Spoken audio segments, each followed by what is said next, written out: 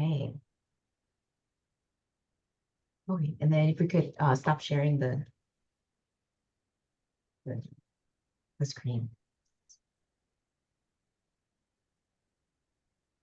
Okay, great. Thank you, everyone. Good afternoon, good evening, good morning. Thank you for joining us today. My name is Sue, and the Senior Program Manager at the Asia Democracy Network. On behalf of ADN, it is my pleasure to welcome you to this important discussion titled Is Bangladesh on the Right Track? The People's Demands and Leadership's Response. This is the fifth webinar in our ongoing series, hosted in collaboration with the Sydney Policy Analysis Center, as we delve into key issues surrounding democracy in Bangladesh. At the Asia Democracy Network, we are committed to advancing democracy narratives across Asia and providing steadfast support for people's movements and democratic transitions. Events like this reflect our dedication to amplifying voices, fostering dialogue, and ensuring that democracy remains a lived reality for everyone in the region. Please note, today's webinar is recorded and it will be posted after on YouTube and our Facebook to make it accessible to a broader audience. For those of you who wish to revisit the session or explore our previous webinars, you can also find them on ADN's YouTube channel.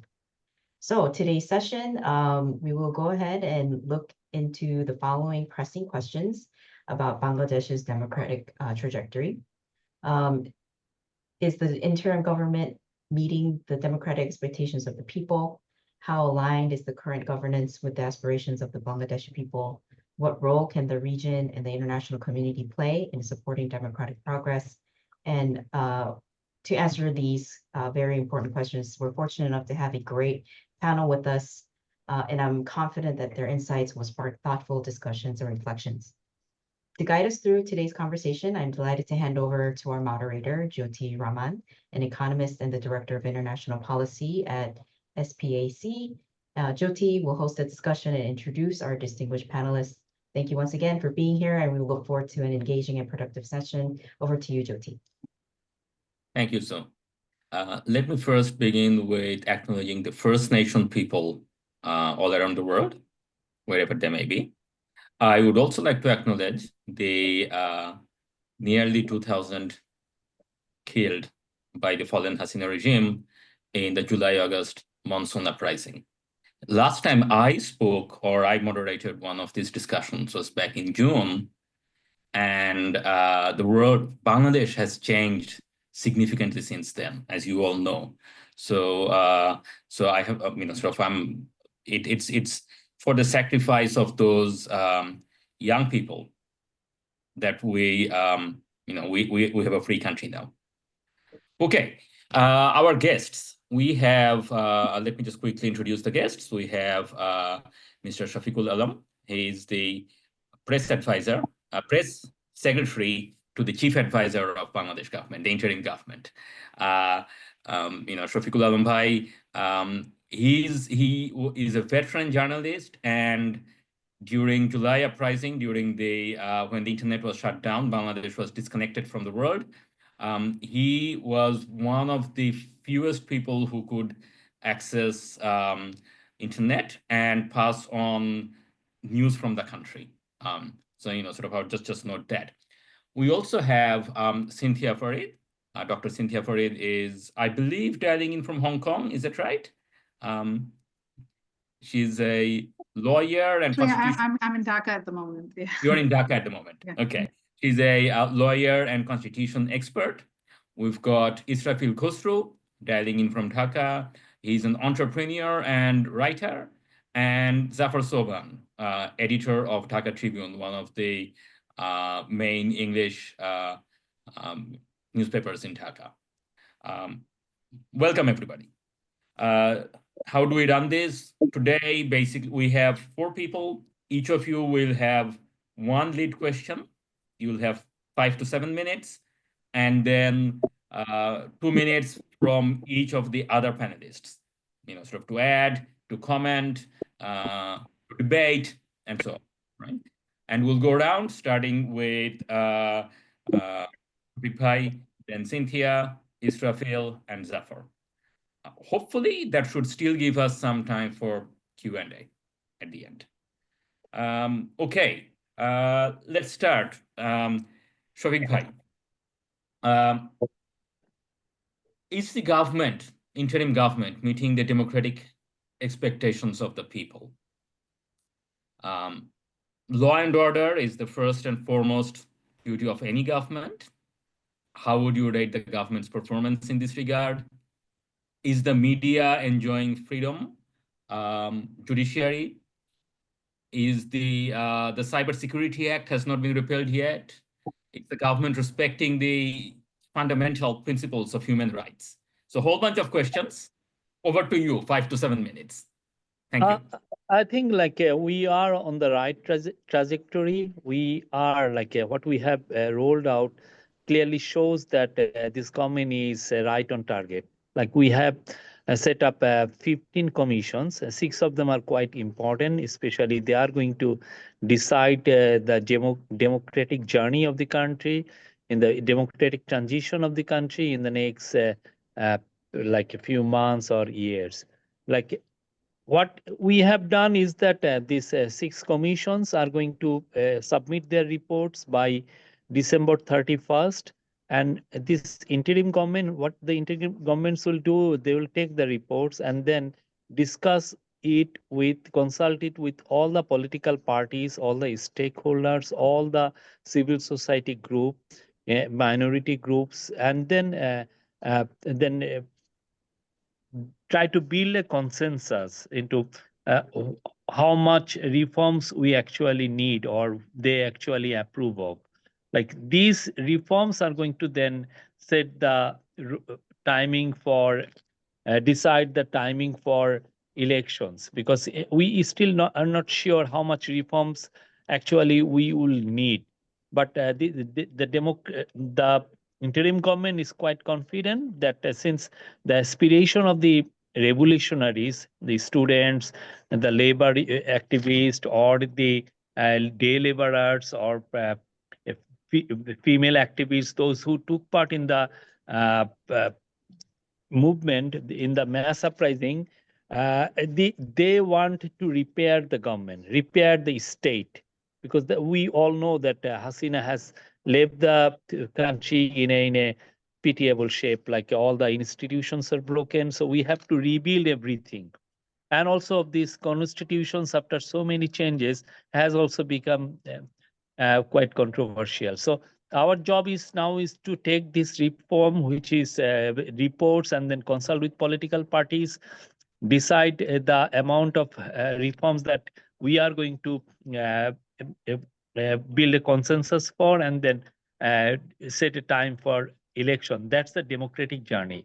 And in the meantime, what we are doing, we are trying to rebuild some of the institutions. Like what we have done with the like freedom of press, we told all the newspapers. We haven't shut any newspaper, despite the fact that some of these newspapers were openly calling, some of these newspaper and TV stations were openly calling these student revolutionaries as terrorists or extremists or miscreants, the language that the Pakistani generally used to describe the Bangladeshi freedom fighters.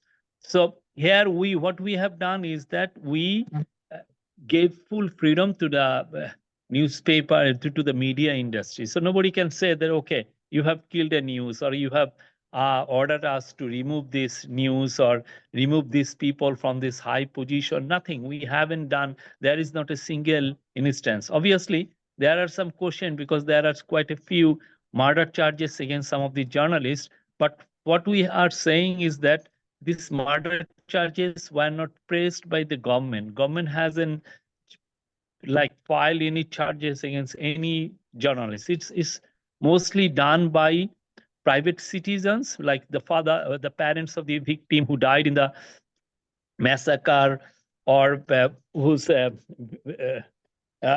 and also by like all the activists. They thought like some of the journalists played a very vicious role during the uh, last 15 years of Hasina's power, and that's why they are trying to bring some of these journalists.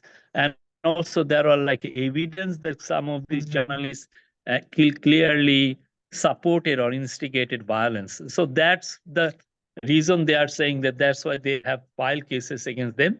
What we have done is that we have set up a committee at the Information Ministry to look into these cases and drop the charges as soon as they find that these charges were actually meant to harass these journalists. If we find any evidence, we told the committee that immediately they should like drop the charges so that nobody can face any harassment.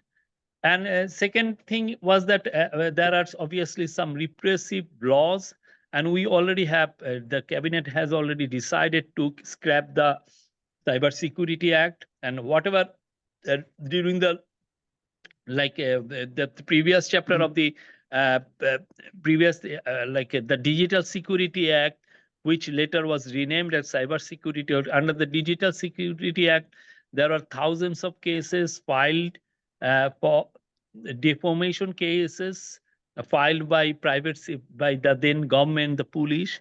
So we have decided to scrap all these cases.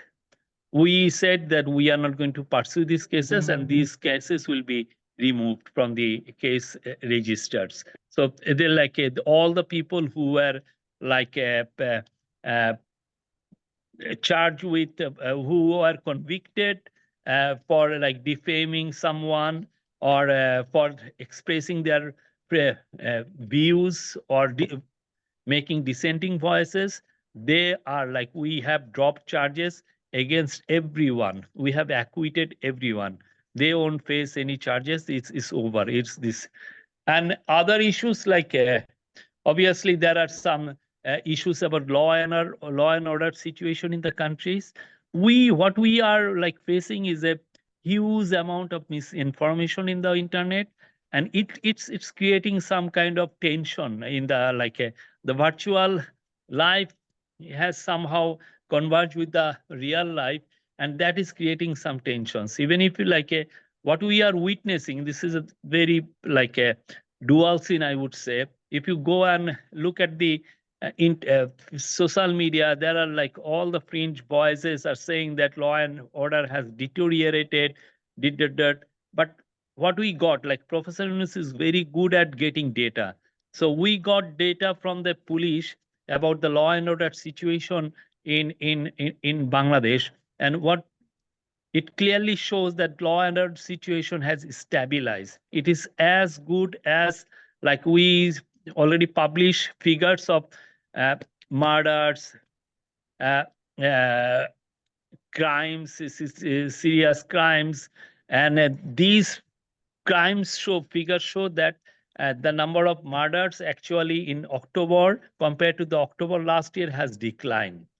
So this is obviously July, August was quite violent. You know how police kills like nearly 2,000 people, but from September things have started to stabilize, and we can tell you like in a few days we'll release the data of November. I think it is like already they are saying it's going to give a real picture of the law and order situation, and we can see that things have improved. And partly you can see that the reason we are like seeing a massive improvement of law and order situation is we are getting very good data on the economic front. Like in October, exports have grown by 21%. In September, it grew by 7%. If there were a persistent law and order situation, like obviously it would have impacted economic activities, which is not the case. And honestly, we are not manipulating any data. We are quite transparent. We have set up a committee which is like preparing a white paper on the state of the economy in the past 15 years, and they are saying that the previous government manipulated almost every economic data. It's not the case with us. That's why like maybe the inflation figure is more than double G this time, because we are not actually cheating any figure. Otherwise, like I would say the government is quite like Yunus believes in small government. Yunus believes in market economy, and obviously you have seen we have put quite a lot of efforts to clean up the clean up the banking system, and it's bearing fruits. From next month, we'll be getting quite a lot of assistance from IMF, from the World Bank, the AIIB, the ADB, and I think like economic situation, like which was quite precarious in August and September, will be much better.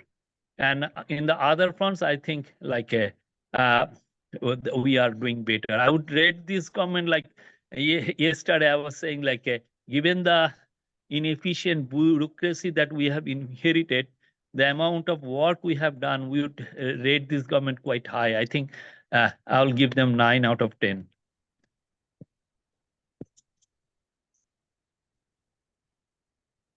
Thank you, Shafiq bhai. That was a pretty comprehensive, overview of the landscape. Some of the economy stuff we'll come back to later. Reform, we already have a question in the chat. So viewers, if you could put your, or participants, if you could put your questions in the chat, we'll pick up on them as we go or towards the end for the Q&A. But before getting into any of those things, maybe we go around with the other panelists, starting with Zafar. Anything you might like to add? Is this the question which we have prepared, or is there anything you want me to add to No, what this is Shafiq bhai said? anything that you would want to add to Shafiq bhai's overview.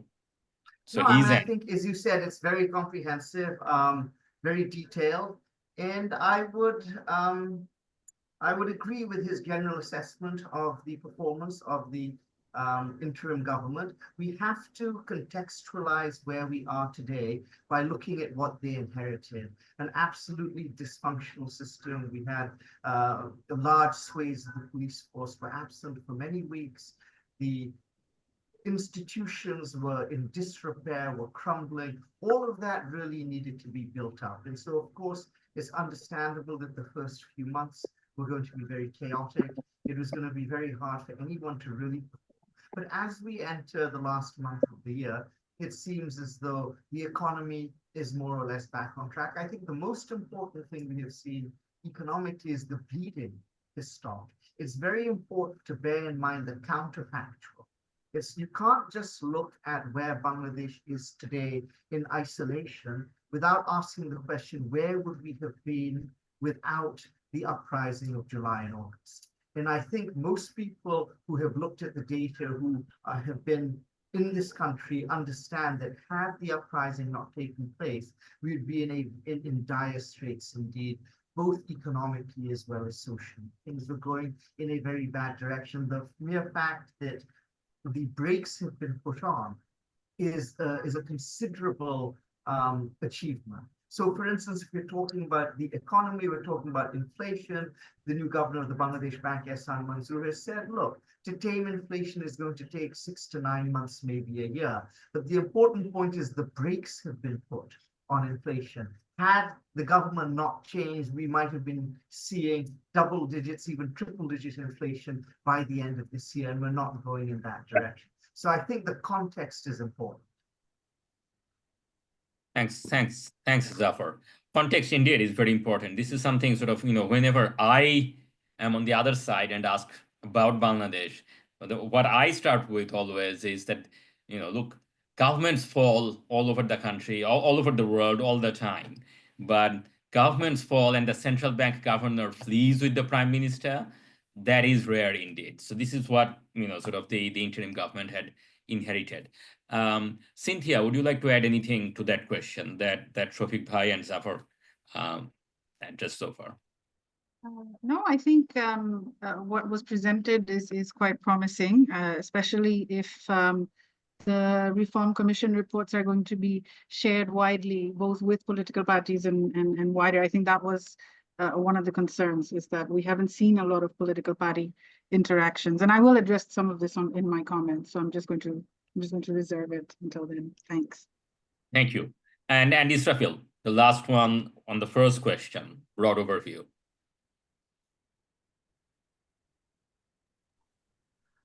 Well, I think Zafar bhai made it pretty clear that it's better to contextualize and see. So this what we're seeing is a continuation of what happened 15 years down the line, but in terms of economic collapse. So what has happened is, like, I think the first thing is you have to start by acknowledging the fact that this government has inherited a fragile and fractured economy, and sort of, in a way, think about ways how you can support this government in terms of how you come out of this, and it has to be a citizens effort from all platforms. So I think it is very easy to criticize the government because they've just a couple of months in. But I think first, we have to understand and appreciate what they have inherited. I think that we should start from there if we are to see any solutions. Thank you. Thanks, Israfil. Okay, so that was our first question.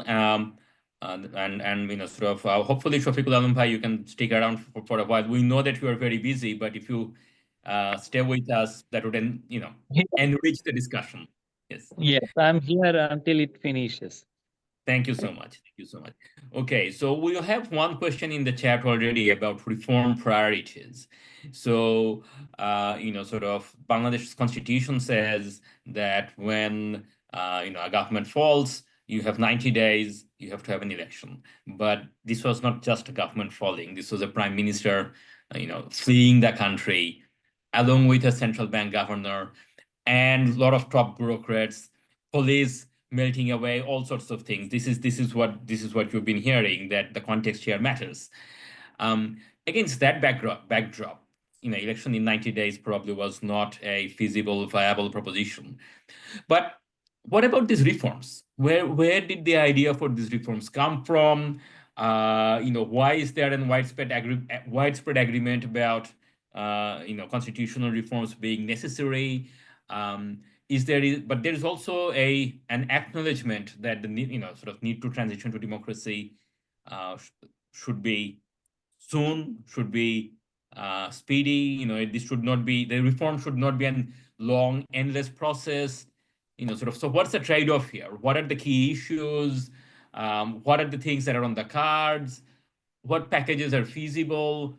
Do they meet the aspirations of the people? How do we even know what the aspirations are? So over to you, Cynthia, for these tricky questions. Again, 5 to 7 minutes, and then everyone will have 2 minutes after that. Thank you. Sure.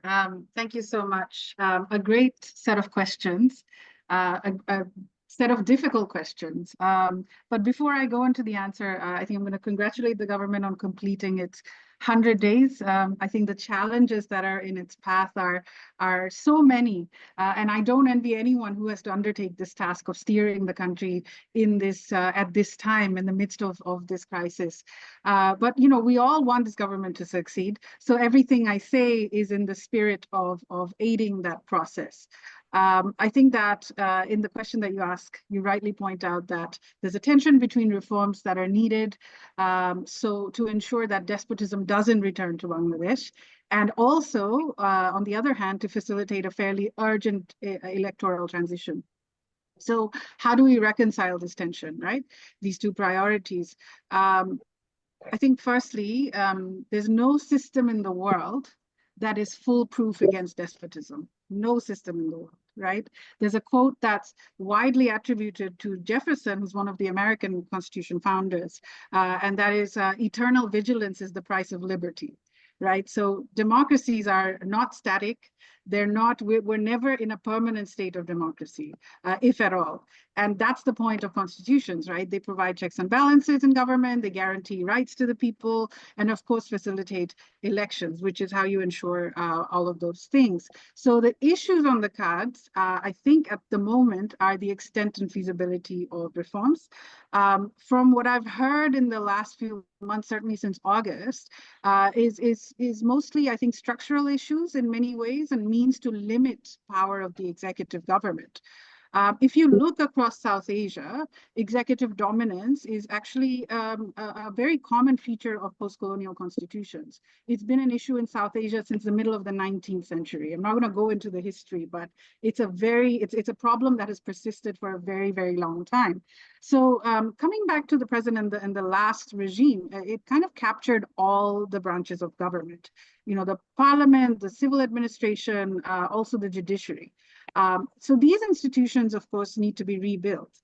And so what we need to be careful about is to not steamroll over a set of reforms that this government or any particular group or individual think is proper. Like, I may have a perfectly brilliant set of ideas, but whether or not these are reforms built to last, right, or the fact that they're going to be sustainable will depend on the process through which these reforms are accepted by the political elite, by the people in general, and of course by the voters. So once I think the fact that the reform commissions are working and the reports are coming out sometime soon, I think this is promising, and these need to be widely shared, and definitely a dialogue needs to take place. But political parties need to commit to these reforms, right, beyond this interim period, beyond elections. One thing, however, that I've noticed, and it's hardly under discussion, and that's the fact that reform of political parties themselves. The parties lack internal democracy, we all know this. And so once you have such a centralized command system in parties, and coupled with that, you have institutions which don't work, people lose faith in them, right? Which is what happened. And when people lose faith in institutions, they tend to rally behind the cult of personality, whether that's in the matter of elections or political parties or even civil society organizations, right? So without political engagement, there's a risk of alienating political actors from the political process. So I think reform should be prioritized based on feasibility for two reasons. Of course, one I mentioned was sustainability. And second, what we need to take into account is the finite amount of energy of the voting public. So as someone who's familiar with constitutional law, you know, I understand and empathize with the government about the complexity and the challenges that are ahead of it. But as a voter, I'm concerned with daily disruptions to my life, price of essentials, the traffic in Dhaka, right? So in other words, the capacity of the general public to discuss high constitutional politics might run out, and demands for an election might intensify over time. So the discussions that are taking place now, right, and they range from, we need a set of reforms, we need to repair, or we need a new constitution, right? And so some of that makes me a little bit nervous about feasibility, more because of concerns about the process. Some say that a referendum is needed. Then the question is, how many times are you going to take the voter to the booth?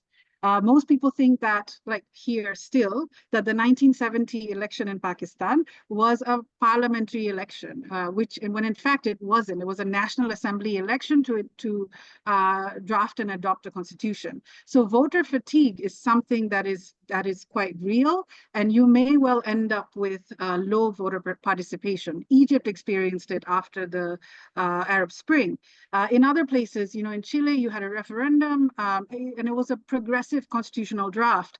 The public rejected it eventually. Nepal struggled for 9 years to get a new constitution.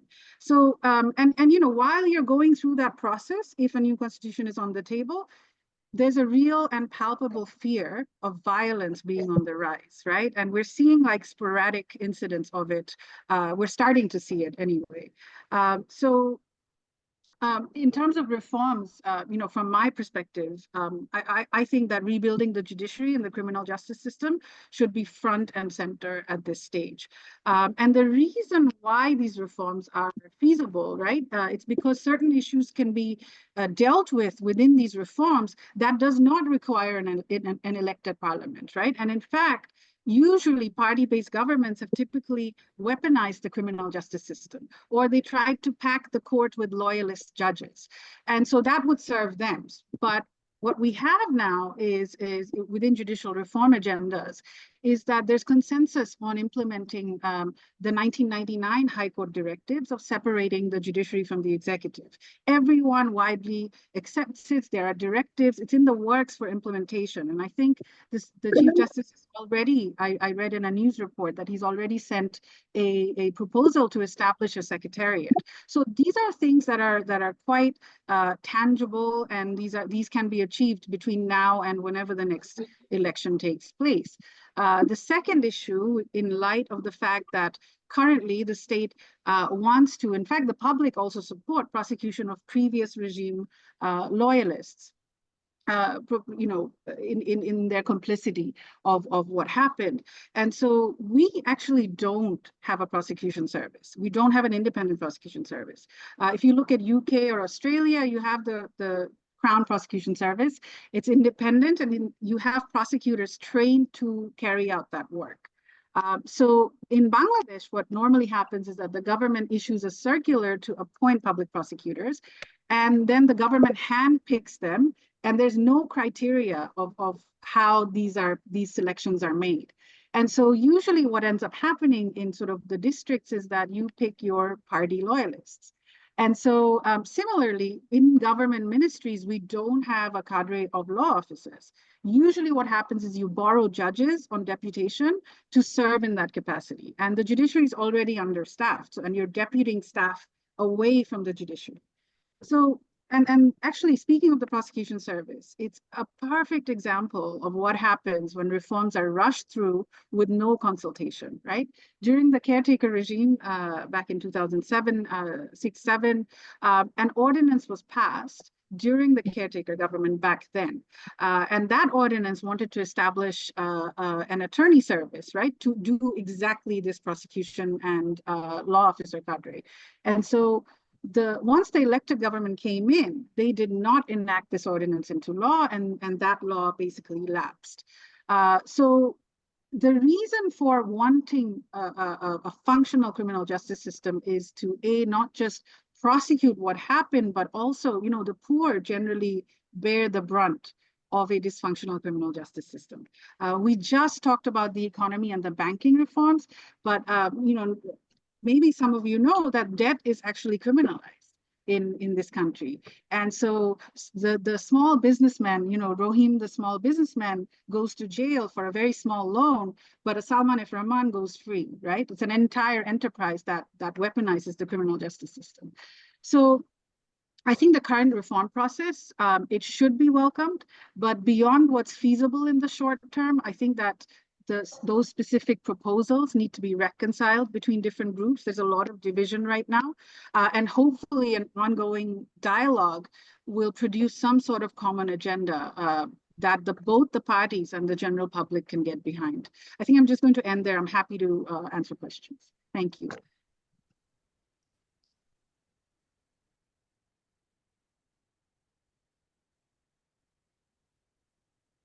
Can't hear you. Okay. Sorry about that. Yes, no, thank you, Cynthia. That was it's very interesting that you talked about judiciary and criminal justice system. Usually in Bangladesh, when people talk about constitutional reform, they either talk about ideological things like, sort of whether the state should be secular or Islamic, or they talk about whether the government should be presidential or parliamentary and so on. Whereas some of the stuff that you talked about are nitty-gritty practical things that is going to impact people's lives that could be done, feasible. I'm going to ask Shafiqul Bhai if you have any thoughts on what Cynthia said. 2 minutes. Yes, about the judiciary, obviously we are quite serious, and I agree with her. Like we have inherited a broken criminal justice system. In fact, as a journalist, it is like my a decades-long observation is we don't have any criminal justice system. Whoever has been executed over the last 30 or 50 years, I doubt whether they got any justice. Like it says, much of our criminal justice is based on extracting confession through torture. That is like how if you see all the major cases, all these sensational cases were actually decided through tortures. We never, and we didn't have our prosecutorial service is very low, and it's mostly driven by party driven. A political party select who be the prosecutor, and sometimes it's very inefficient. We are talking to the US government. We are holding talks with US government and also some of the other countries, and also the judicial commission has been tasked with overhauling some of this criminal justice system, especially how we can ensure proper investigation. Like police usually do a shortcut when they do this kind of investigations, and that's why this whole problem. Someone was telling me a few days back that police never was interested to investigate a case. They just want to get one or two guys and then torture him and get the confession and then set up the case that way. And eventually that decides the fate of these people. And even if you have the money, you can contest. If you don't have money, you won't get. This is what we have inherited. And it's not that it's how Mili government has done. They did, what they have done. They used state machinery to file charges against more than 5 million people, BNP activists. Some 5% of our adult population were actually charged with some kind of violence during the. It's quite heavy. But we are this obviously the Judicial Commission, and already there is a talk, because it won't be a slow process.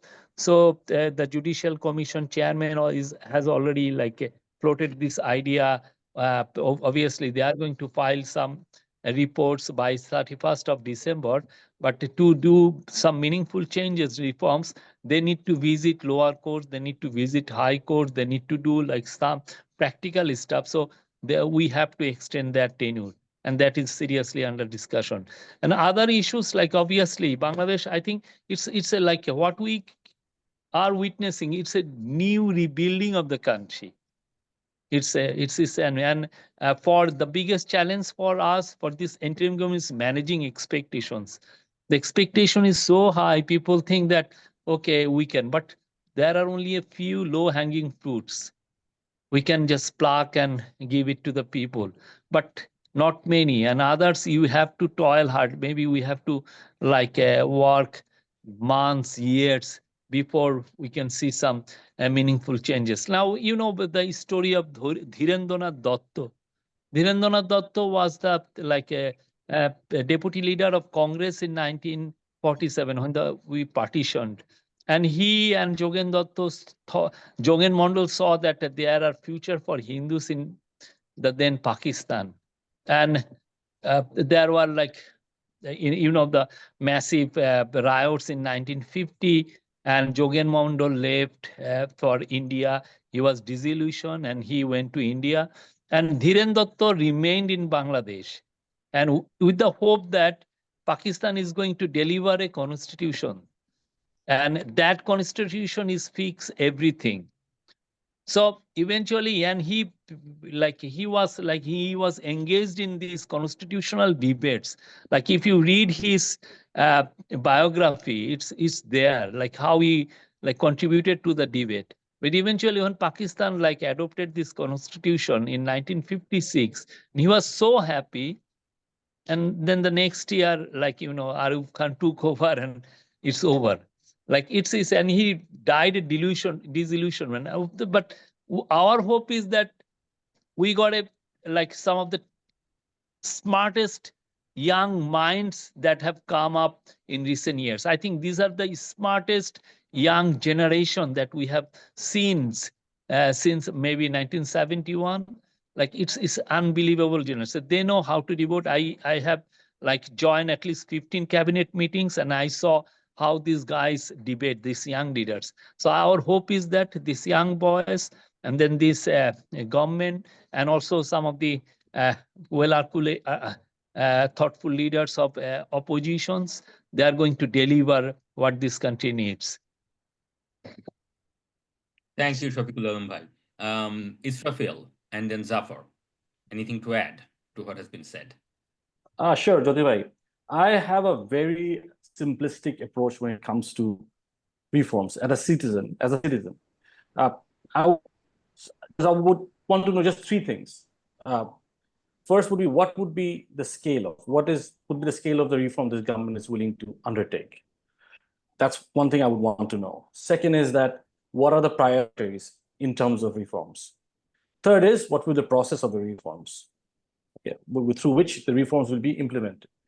I think Cynthia has talked about rush reforms, right? And how if you have a rush process in terms of implementing or going through a reform, eventually it will not work. It will not give you the result that you want.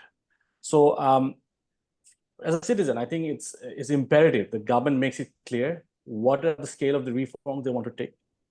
Second is what are the priorities, and third is what will be the process. And I'm not a constitutional expert, but I think much is said about the details of the Constitution, but not a lot is said about the spirit of the Constitution. I think Bangladesh has had a constitution since its inception, right?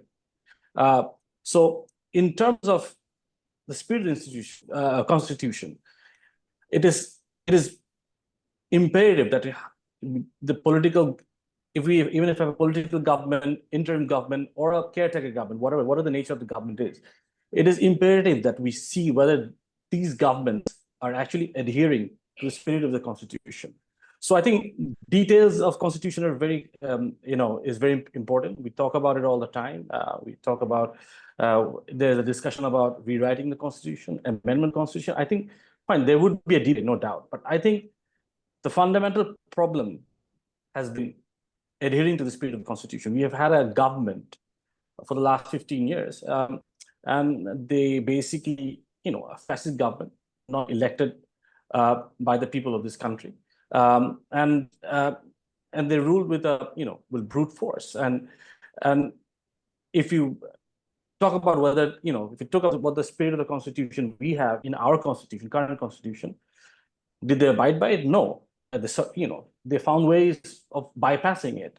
So I think one of the ways, I know it's a very simplistic way of looking at it, but I think one of the things that we always should think about is there a political will to abide by the spirit of the Constitution that we already have? So that's it's always a very important question. Thank you. Thanks, Israfil. And Zafar, to wrap up this reform point. Sure. Building on what the earlier speakers have said, especially Cynthia, I think the fundamental mindset which has gone into the reform process, and very specifically the constitutional reform process in discussion and discourse, is a recognition that what has happened before can never happen again. And I feel that that really is where the Bangladeshi people are. We have spent the last 15 years, especially, but in many ways, the last 52 years, is being subject to our rulers in a way which is unacceptable to us as citizens of a free and independent country. And I think that is the insight which is really at the heart of the monsoon uprising. And it's really at the heart when you talk to the young people, as Shafiqul said, the students, the student leaders, that's what comes through again and again, that we can never have a government which oppresses the people of Bangladesh the way we have had in the past, especially in the last 15 years. Now, the way we accomplish this, of course, is through reform of rules, through reform of norms. I actually believe that I'm optimistic about this process, even if it seems to me that there may not be a great deal of consensus in that the reform process may get bogged down. There are questions as to which ones will be accepted, how do we get consensus around it, who will enact the reforms. Is this something for the interim government? Will this be something for the incoming government? These are all issues which will be determined in the new year after the various commissions have issued their reports. But what I feel has changed is the national mindset.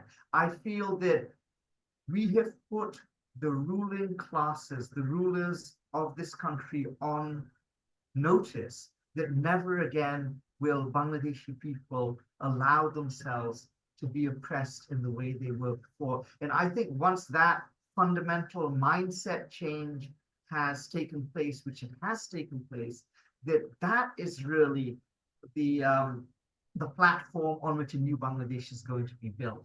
And so that's why wherever the constitutional discussions end up, I am cautiously optimistic that we are looking at a bright future for us as a nation moving forward. Thanks, Zafar. Cynthia, you wanted to have a very quick.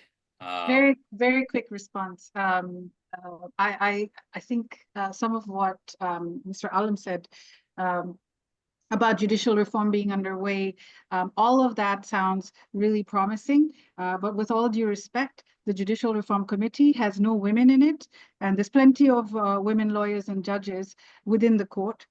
Women face the brunt of their victims of the criminal justice system, the victims of the most amount of violence.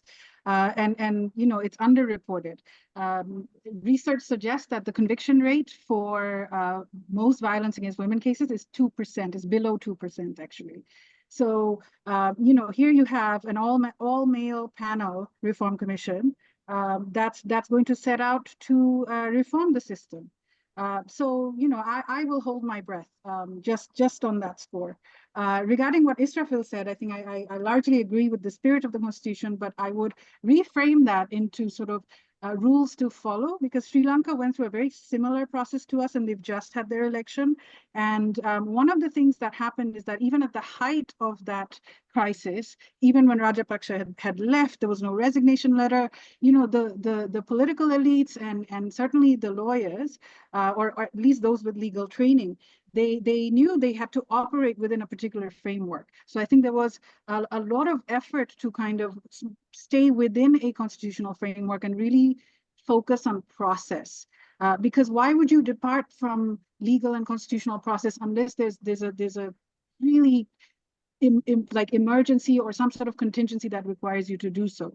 But I feel like in our case, we're kind of doing this on a regular basis. And I think we really, really need to be careful about that. Thank you. Thank you, Cynthia. The point about the, maybe we could ask Shafiqul Bhai about it later when all the other discussion has been had, but the point about the committees lacking diversity has been widely noted in Bangladesh and elsewhere. Maybe we could come back to that later. Switching gear a little bit and going to Israfil on the economy. So we noted that, like, you know, the interim government inherited a mess. Zafar talked about it, the context. Shafiqul Bhai also talked about it. I said that, look, you know, the central bank governor fled. That's how bad things were. But Shafiqul Bhai also said that economic statistics that are coming out shows maybe we have reached the, you know, maybe things have bottomed out. I think Zafar also talked about that a bit. As a businessman, as an entrepreneur, private sector person, how do you see the economy, you know, recognizing the mess, but looking ahead? And thank you. I think, so. yeah, I think, as we mentioned before, I think the process starts with first acknowledging the fact that this government has inherited very much a fractured and fragile economy. So as an entrepreneur, or more specifically as a garment producer, what do I look at first? I think about stability, security. These are two things that, you know, I would first look into if I'm to ensure my business runs smoothly. And one of the key factors is that stability, as we see, if you look at the last regime, the word stability has been misconstrued in a very different manner. The previous regime talked about stability and continuity. That was a rhetoric, right? That was a narrative. But behind the scene, under the guise of stability and continuity, there was looting, there's kleptocracy, and then there has been, you know, rampant irregularities, you know, in different sectors of the economy. So when I talk about stability, I'm talking about stability as in terms of there has to be transparency, and there has to be, a government that does not over-regulate entrepreneurs but facilitates entrepreneurs. So traditionally, the private sector, is a thriving sector in Bangladesh. So when I think about current government, which is an interim government, which is a very much a transitory government, as an investor, when I think about it, my first reaction is that, okay, should I just wait, hold on to my investment, and see what goes on? That's a natural intuition of any businessman. And should I wait for a political government, or let's see how things goes? So there is a degree of apprehension, which is natural for most businessmen and investors in Bangladesh right now, right? And Bangladesh, as you know, if you look at the ease of doing business index, we're, I think, standing at 168 or something like that, which is definitely, not something that, to drive home about. But as Shafiq mentioned, so how do I manage my situation right now? So there's the issue of expectation management, which Shafiq has talked about. So what I think about right now is, our mindset would be, okay, my mindset right now is to survive and not go for further investments, because this is an interim government. We don't know the length of the interim government. So from my side, it's a natural reaction. So expectation management is definitely one of the key factors when it comes for any entrepreneur like me or anybody else, is going to be a key factor, right? Because right now, if you think about stability, we think about political government, right? Because a government that is going to be there for a longer period of time. But current government, you don't know. So that's point one. Another issue is that the security concerns issues. Like, Dhaka EPZ was shut down yesterday, and I have factories in Dhaka EPZ. And there has been sporadic clashes going on in the industrial sector for the last 3 months. Okay. So that does not bode well to my customers, to my partners. So I have to find a way how now, sort of in my way, still have their confidence. So in this particular case, my only way of, keeping them on board is that, no, this is going to subside. This is going to be managed. But so far, in all honesty, the unrest in the industrial sector has not subsided. So that's a very, very grave concern, at least from someone who's running business units, which is highly labor intensive. So one part I have to basically go for an expectation management, but then again, there's a feeling of uncertainty as well. So one of the things that, most people or most entrepreneurs I find thinking is that, okay, we hold on to investment right now. We don't go for further hiring, which means the businesses are not growing for the moment. They're in a static state at this point in time. So there's a lot of indecision, a lot of uncertainty, and at this point in time, if this is somewhere, I think, and because of workers' unrest, this thing is also getting compounded.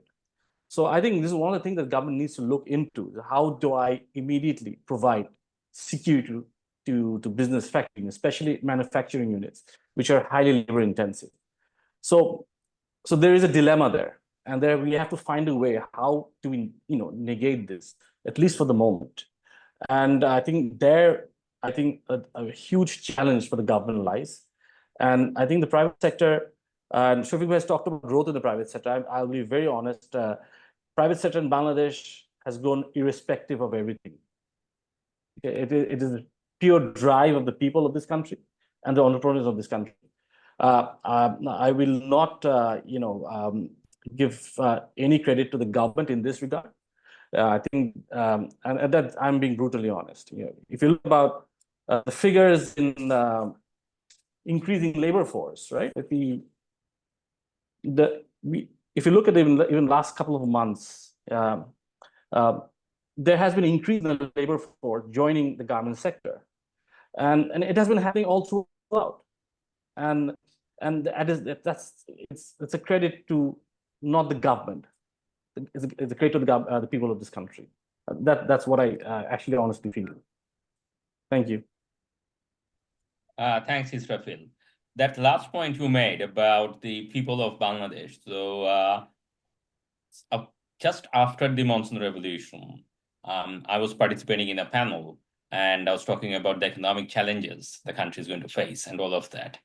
And somebody in the audience texted saying that, look, what you economists don't get is that people of Bangladesh is amazingly resilient, and nothing you throw at them is going to stick. People are going to find some way out. So I echo your, sort of that sentiment that you had, Israfil. Cynthia, I'm going to ask you to be the first one to comment, because you mentioned the voter fatigue and people's attention, day-to-day prices and all of that. Would you have anything to add in light of what Israfil said? I largely agree with everything he said. And particularly on the point of resilience, but not just of private sector per se, but also, one area that hasn't received a lot of attention are migrant workers, who are a sort of large constituent for the remittances that come in. And so I haven't seen a lot of conversation, because if you look across the private sector, the regulators have failed also, from, in almost every sector. Kleptocracy does not happen in isolation. It happens with the aid of institutions, or I should say, with the failure of institutions, whether that's banking, whether that's telecom, what have you. So all across the board, that's happened. Migrant workers generally, I think there's a set government rate about people going abroad, but routinely they're being exploited, right? So there's all these middlemen, and they're constantly exploited. People lose money, people get trafficked. So these are things, these are real issues that need attention. So I would say that, regulatory functions probably need a little bit of attention, and certainly for that attention, real experts are needed to oversee that process. So, I mean, I hope some attention is going to, regulatory functions and how institutions ought to function in the future. Thanks. Thank you, Cynthia. On that, and you talked about the, sort of reforms rushing through and all of that. So the last time we had an interim government, a caretaker government, back in 2007-8, there was a regulatory reform commission, and they did amazing amount of work, produced big fat reports and recommendations, and almost none of it was implemented when Hasina came in. Sort of. So just thought I would just note that. I'm going to ask Zafar to comment, and then Shafiqul Alam Bhai. But there is a question which is, dear host, will the audiences be heard and added as well? Yes, after sort of the main part of the questions are done, we will, if we have time, and we should have some time for question and answer. So, but let's go through the first part first. So, Zafar, anything that you would want to add on the economy? I think very briefly, in building on what Israfil said, one of the things which is interesting to me is that ever since I moved back to Bangladesh about 20 years ago, I've been hearing about the impending demise of the garment industry. Whether it's been the BNP in power, the Awami League, the military-backed caretaker regime in 2007, or indeed now. And one thing which we have seen is that despite prognostications of doom and gloom, it still remains very strong. And I think initially there was a lot of concern because there was a lot of industrial unrest, and there were many issues. But I think everything is bouncing back as far as I can see. And I also agree with Israfil that I don't think it's necessarily to the credit of any government. Rather, I would give the credit to the Bangladeshi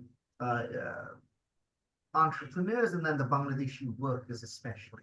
But I think the point being, in this context, as people were concerned as to whether the interim government would be able to manage the economic headwinds which it were facing. And it seems to me that things are being managed in a reasonably efficient and effective manner. I think the challenge is going to be that however well things are managed, as far as the business community goes, foreign investment goes, everyone is of course going to wait until there is a more permanent government in place. We do have a transitionary government, and I think for most business people, the instinct is that as long as we know you have a transitionary government in place, you will not make any big decisions. So I think, that obviously is going to factor into the decisions people make. And so I think the best we can hope for the interim government is that they can perhaps tread water, not fall through, and make sure that the economy doesn't crater. And I think they've done that. But I think the real growth is going to have to come after we have an elected government in place. Thanks, Zafar. Shafiq Bhai, do you have any thoughts to wrap up the discussion on the economy, if you're there?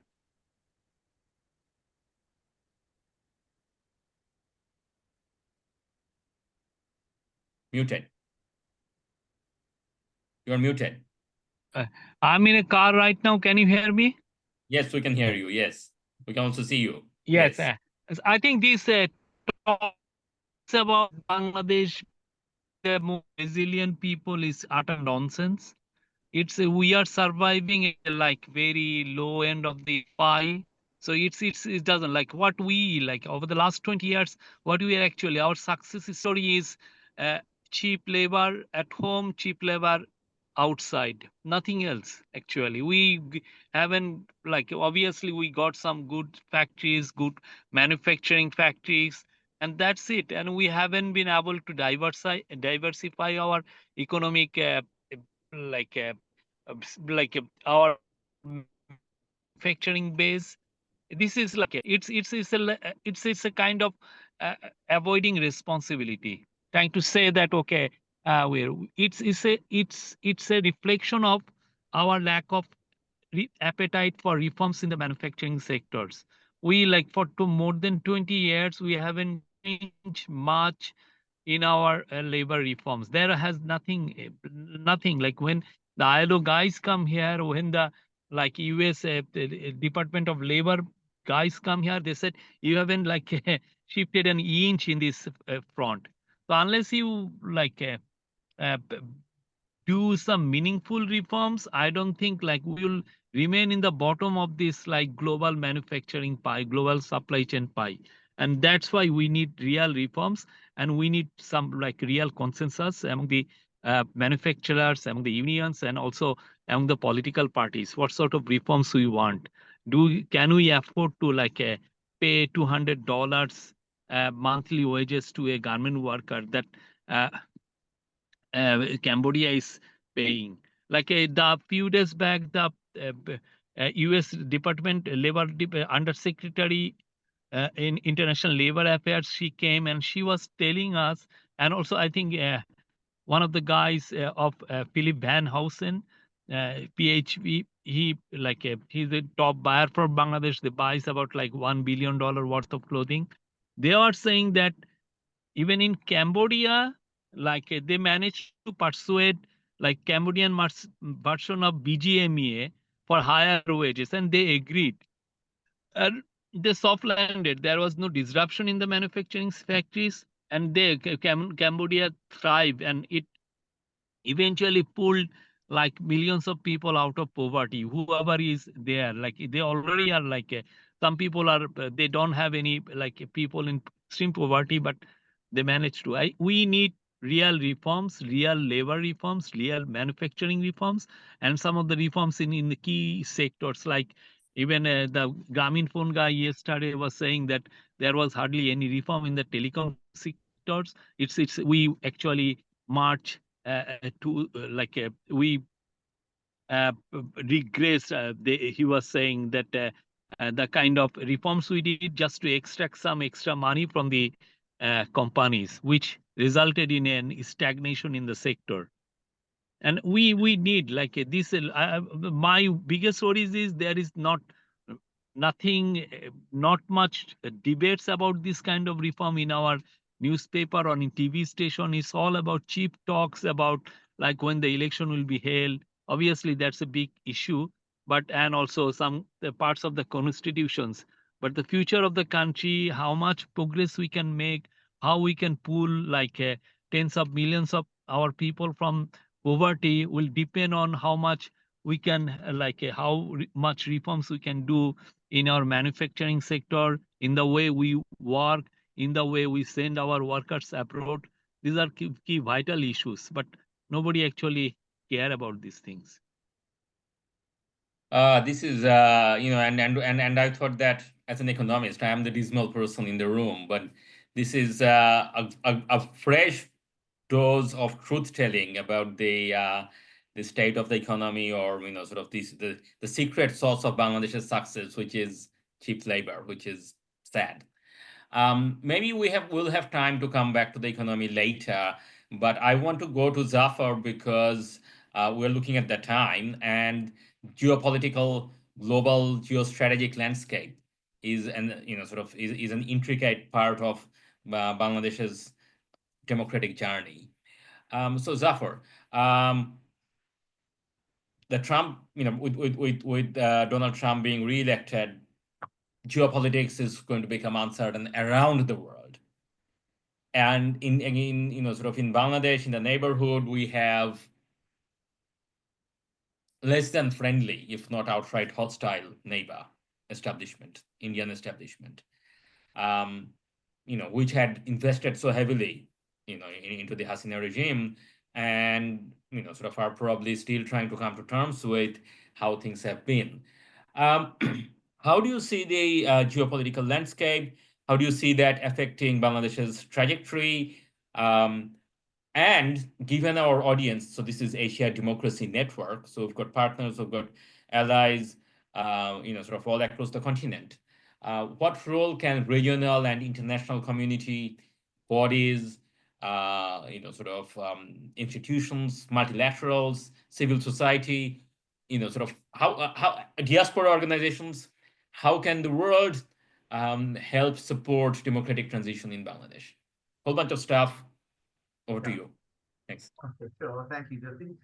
Okay, let's start by talking about the challenges. The challenges are, and we've just seen this exacerbated very recently, is it seems as though our large neighbor to the West, India, is really not come to terms with the fact that its client state, that the Hasina regime has been removed from power, and they are really not being as cooperative and as friendly to the interim regime as we would have hoped.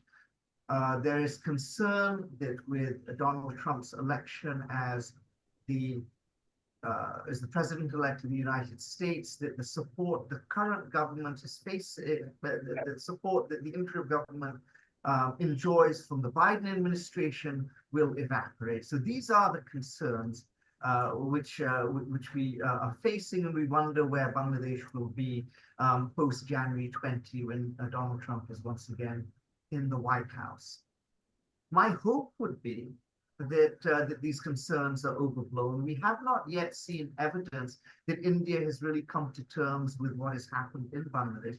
But I think it is important that not in just India, but indeed the rest of the world really understand what happened in this country in July and August. What happened was that we were a country living under an autocracy, and that what we saw happen in July and August was really the fruition of the Bangladeshi people. And so what we have now and what we will have moving forward is something we haven't had in Bangladesh for a very long time, which is a government which really reflects the wishes and aspirations of the Bangladeshi people. And when you have a government like that, this is a government you can do so much more with than when you have a government which is ruling through force, which is ruling really through the power of their oppression. Now, I think one of the things we had seen in September at the UNGA was a wonderful sort of PR offensive which had been launched by Professor Yunus and his government. And I think my sense is that if you take India aside, that there's a great deal of support for this interim government, and there's a great deal of support for the reform process in Bangladesh, because people understand that what's happening in Bangladesh is very important. That the direction, the trajectory we had been going on prior to July was unsustainable. You cannot have a country where not only is there is there political repression, but this is something which Shafiq has alluded to. Our economic model itself was not really a very sustainable one. Corruption, cronyism, working at the bottom of the barrel in terms of our industrial policy.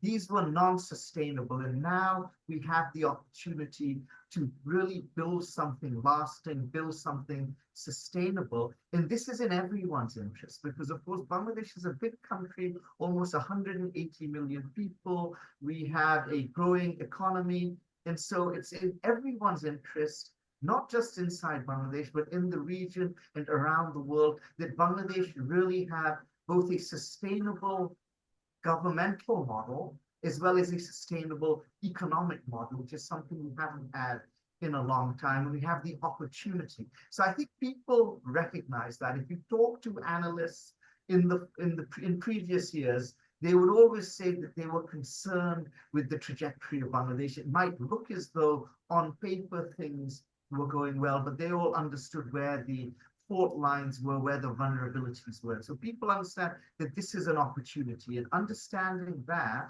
I think, will lead to the cooperation, will lead to the support which we actually need to build ourselves up in the future. I think specifically, this is an opportunity for our neighbors in the region, in the rest of Asia, to really engage with the government, because you are now engaging with the government, which is much more representative of the aspirations of the Bangladeshi people, and therefore much more able to really deliver. And two, I think we also have a government in place which really understands the imperatives of sustainable growth, sustainable development, and creating an economic bedrock on which to grow the country, which didn't exist before. I think people understand that. There's a great deal of confidence internationally, by and large, in Professor Yunus personally and in his administration in general, that Bangladesh now truly understands this, and that Bangladesh will now can be a fully participatory member of the global community in a way in which we were not for the last decade. I think we have turned our vision inwards, and we are very insular, not really caring about the our responsibilities on the global stage, not really caring about issues of democracy, human rights, workers' rights, economic justice, climate justice, which was really, these are the concerns which the global community cares about, and they need a government in Bangladesh which also cares about these things. And I think there's a widespread recognition that they now have one. Now I'll come back again to the US and India, which are the two sort of exceptions to this rule. I think we will find again that when Trump does take office, it's been said before that he's a very transactional president. I think he will very quickly also understand that it is in America's interest that the interim government will be supported.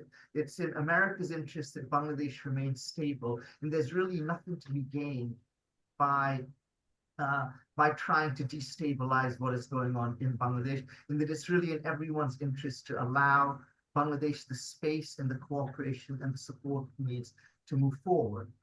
India provides a more thorny problem for us to address, because I think a lot of what we see coming out of the Indian government is driven by their own internal politics. I think it's driven by their own internal political imperatives.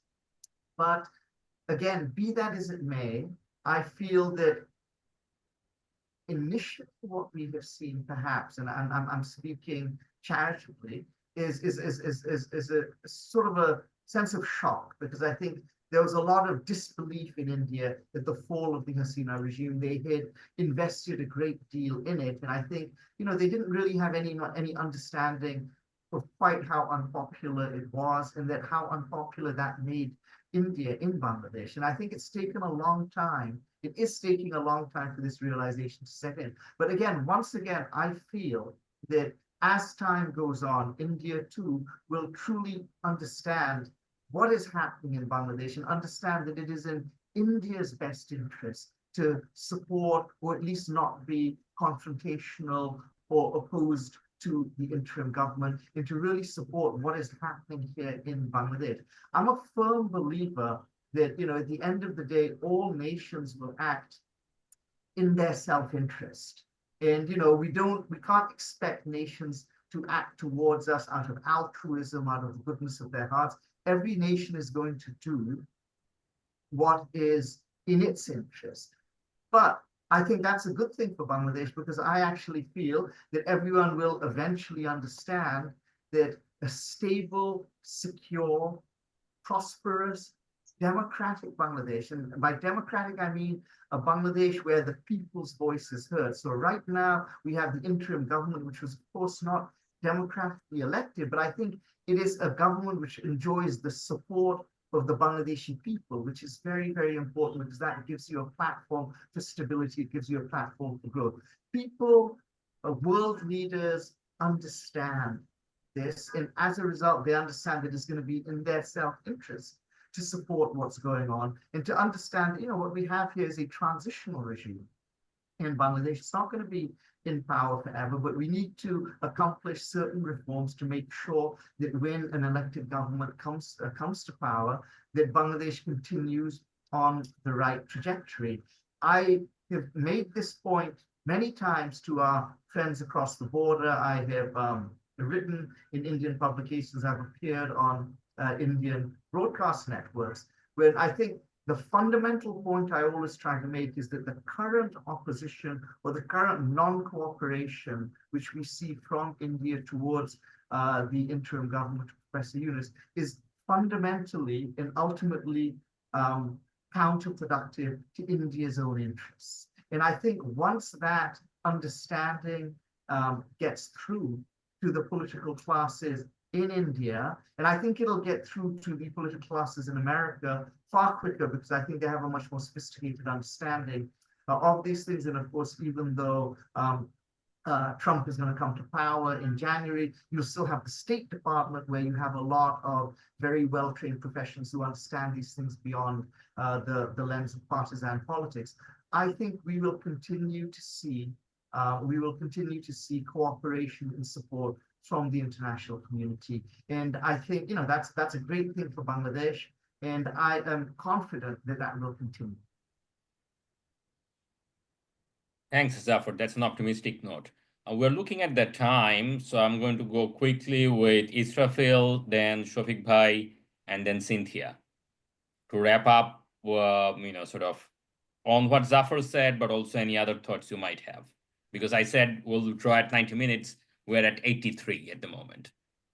All right, I will just slightly address something or retort to something Shafiq Bhai said. In terms of sectoral diversification in Bangladesh, I completely agree. In terms of diversification, we are far behind. We have not reached the level we should have reached. And Bangladesh has definitely not climbed up the product ladder when it comes to garments industry. My point was that despite everything, this industry still keeps growing. You can't basically deny the fact that the industry has growth, and it has been growing regardless of everything. So I agree on those regards. Maybe we need to go for diversification, and we need to sell Bangladesh more. Bangladesh needs to tell its story. Bangladesh needs to tell, you know, the global community, Bangladesh must go up the product ladder and no longer be the destination where basic garments are made. So that has to be done. I completely agree with that. But in terms of growth of the garment sector, it's definitely resilience of the people is one of the key factors. That's what I think. As opposed to what Zafar Bhai said, in addition to what Zafar Bhai said, I completely agree with him. How Bangladesh will be viewed by the global community will completely depend on what Bangladesh will bring to the table, right? And how Bangladesh tells its story to the global community, the true story.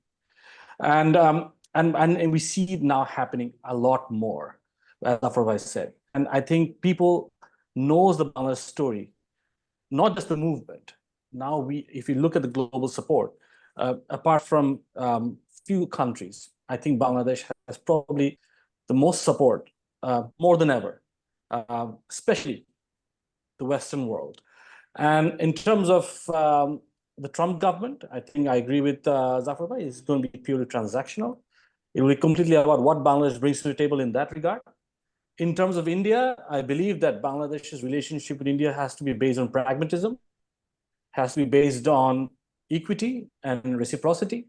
So, and India just needs to understand that as quickly they understand it, the better. I think Bangladesh has made their message quite clear that Bangladesh, as a country, the people of this country wants to has taken ownership of their country. Then there's a change in their mindset, and India has acknowledged that, and that could only be done through pragmatism, and there has to be reciprocity. There cannot be a one-sided relationship as it was in the past, especially for the last 15 years.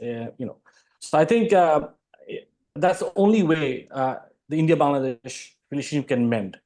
And I think now the ball is in India's court, whereas Bangladeshis have made their position quite clear in terms of how they view their country to be, and what and now there's a vision of the future, right? So there might be difference in dreams, but in terms of the future, the people wants to own the country and take ownership of this country. I think that's one of the key factors that everybody has to understand.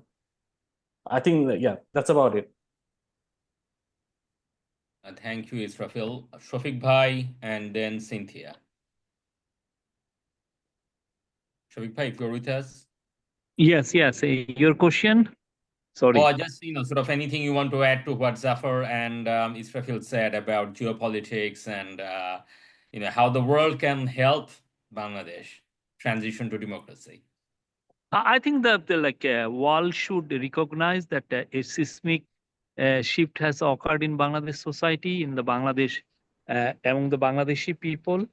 Sooner they realize this change, I think better for everyone, because no matter like any destabilization in any destability in Bangladesh is not good for West and also not for India. And if Bangladesh economy stagnates, India is going to the biggest worry is for the India, because if there is a massive changes in the wages, daily wages of Bangladeshi worker and an Indian worker, India can never stop millions of people going to India, millions of Bangladeshi.